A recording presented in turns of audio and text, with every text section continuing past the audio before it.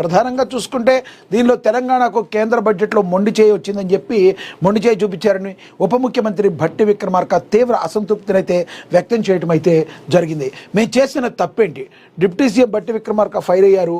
Musi RRR metro విస్తరణపై కేంద్రం నిర్లక్ష్యం, orange economy బాంబేకి తరలించడం రాష్ట్రానికి జరుగుతున్న అన్యాయానికి పరాకాష్ఠని, కెమికల్ పార్క్ మెడికల్ హబ్ జాబితాలో రాష్ట్రానికి చోటేదన్నారు.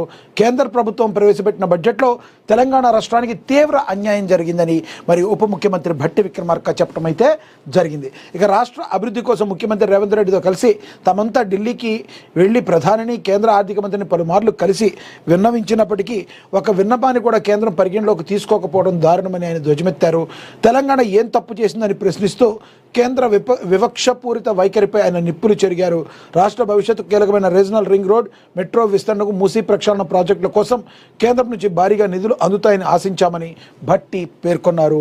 ఇక మూసీ పునరుజ్జీవం కోసం కేంద్ర సాయం కోరినప్పుడే బడ్జెట్లో దాన్ని ఊసే లేదని ఆవేదన వ్యక్తం చేశారు. హైదరాబాద్ ప్రపంచానికే ఫార్మా హబ్గా ఉన్నప్పటికీ కూడా కేంద్రం ప్రకటించిన కెమికల్ పార్కుల జాబితాలో తెలంగాణకు చోటు కల్పించకపోవడంపై ఆయన తీవ్ర ఆశ్చర్యాన్ని అయితే వ్యక్తం చేశారు.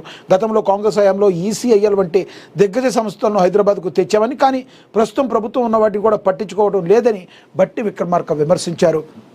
టోటల్గా ఓవరాల్గా తెలంగాణకైతే తీవ్ర అన్యాయం జరిగింది. ఈ బడ్జెట్లో తెలంగాణను ఎందుకు పట్టించుకోవట్లేదు, మేమేం పాపం చేశామని ఉప ముఖ్యమంత్రి భట్టి విక్రమార్క అయితే మరి ప్రశ్నించడం అయితే జరిగింది కేంద్ర ప్రభుత్వాన్ని.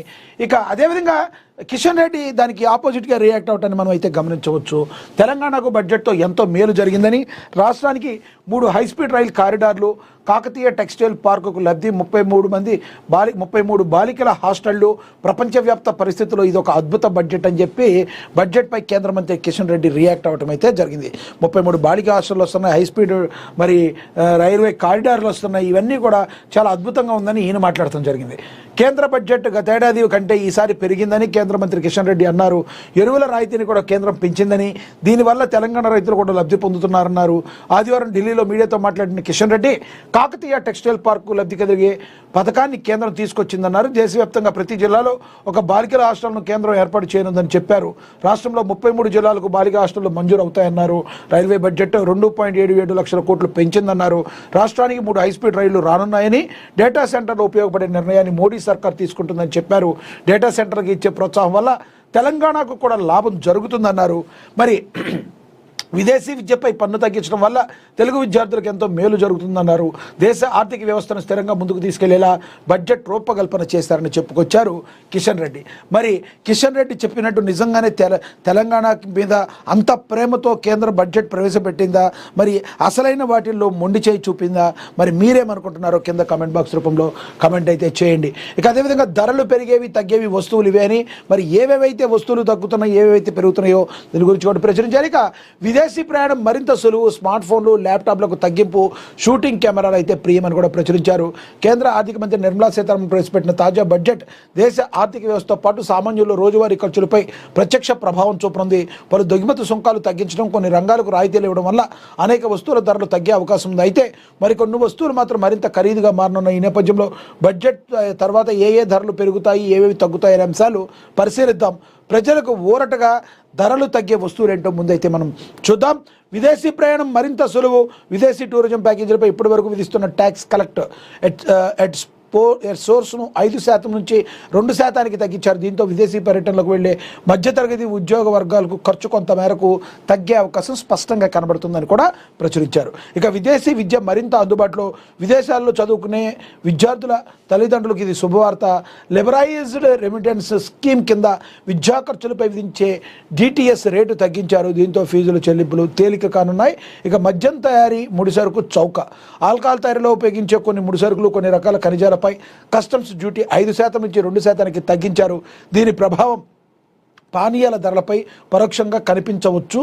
మరి షూ ఎగుమతులకు ఊతం. పాదరక్షలుగా తయారు రంగానికి పెద్ద ఊరట లభించింది. ఈ అప్పర్ తయారీకి అవసరమైన ముడిసరుకులను కూడా మరి దీని మీద ఒక క్లారిటీ వచ్చే అవకాశం అయితే ఉంది. ఓవరాల్గా చూసుకుంటే ఈ ధరలు మరి కొంతమేరకు తగ్గే అవకాశం అయితే కనబడుతుంది. ఏదైతే మాత్రం మరి కేంద్రం తీసుకున్న నిర్ణయంతో కొన్ని సెల్ ఫోన్లకు సంబంధించినవి కావచ్చు, కొన్నిటికి మరి స్మార్ట్ ఫోన్లకు సంబంధించినవి కొంత తగ్గే అవకాశం అయితే స్పష్టంగా కనబడుతుందని ప్రచురించారు. ఇక అదేవిధంగా చూసుకుంటే తెలంగాణకు గుండు సున్నానే.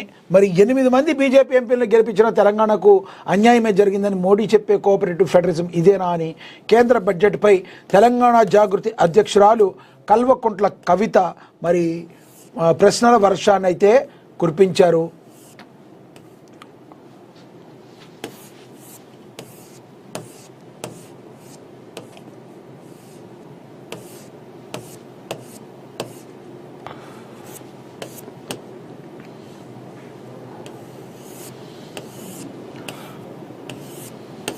ఒకసారి చూద్దాం, తెలంగాణకు గుండు సున్నానే అని మరి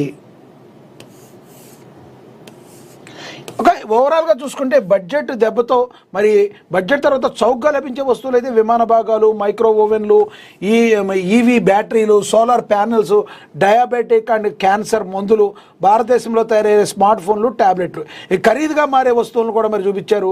మరి లగ్జరీ గడియారాలు, దిగుమతి చేసుకున్న మద్యం, సిగరెట్లు, బీడీలు, పాన్ మసాలా, గుట్కా, కొన్ని ఎరువులు, దిగుమతి చేసుకుంటున్న టీవీ పరికరాలు, కెమెరాలు, సినిమా షూటింగ్ కోసం ఉపయోగించే ఇతర పరికరాలు అయితే ఖరీదుగా మారేటట్టుగా అయితే కనబడుతున్నాయని కూడా ప్రచురించారు. ఇక అదేవిధంగా బడ్జెట్లో రూపాయి రాబడి, అదేవిధంగా మరి రూపాయి పోయేది ఇలా అని చెప్పి దాని మీద కూడా కొంచెం ప్రచురించడం అయితే జరిగింది. ఇక హ్యాట్రిక్ క్రాష్ గురించి చూద్దాం. బంగారం వెండి మళ్ళీ ఢమాలైంది. దేశంలో బంగారం ధరలు మరోసారి భారీగా పడిపోయాయి. వరుసగా 3వ రోజు అమాంతం దిగివచ్చాయి. శనివారంతో పోలిస్తే ఆదివారం బంగారం ధరలు భారీగా తగ్గుదలను నమోదు చేసుకున్నాయి. ఇక వెండి ధరలు బాగా పతనమయ్యాయి. ఆదివారం మార్కెట్ ప్రారంభం నాటికి గోల్డ్ రేటు 10 గ్రాములపై 6% తగ్గి 1,43,205కి చేరుకుంది. ఇది కేజీ వెండి ధరలు ఎంసీకేఎస్లో 2.65 లక్షల వద్ద ప్రారంభమయ్యాయి. యుఎస్ డాలర్ బలపడటంతో ప్రపంచవ్యాప్తంగా అమ్మకాలు మొదలయ్యాయి. దీంతో పెట్టుబడిదారుల లాభాలను నమోదు చేసుకోవడంతో ఎన్సీఎక్స్లో బంగారం, సిల్వర్ ధరలు కుప్పకూలుతున్నాయని కూడా ప్రచురించడం అయితే జరిగింది. ఇక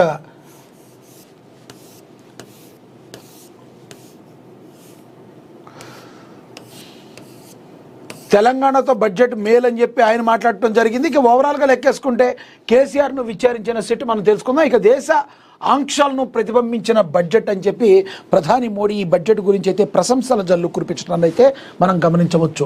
ఇక ఆర్థిక మంత్రి నిర్మలా సీతారామన్ నేడు పార్లమెంట్లో ప్రవేశపెట్టిన 2026-27 కేంద్ర బడ్జెట్పై ప్రధాని నరేంద్ర మోడీ ప్రశంసల వర్షం కురిపించారు.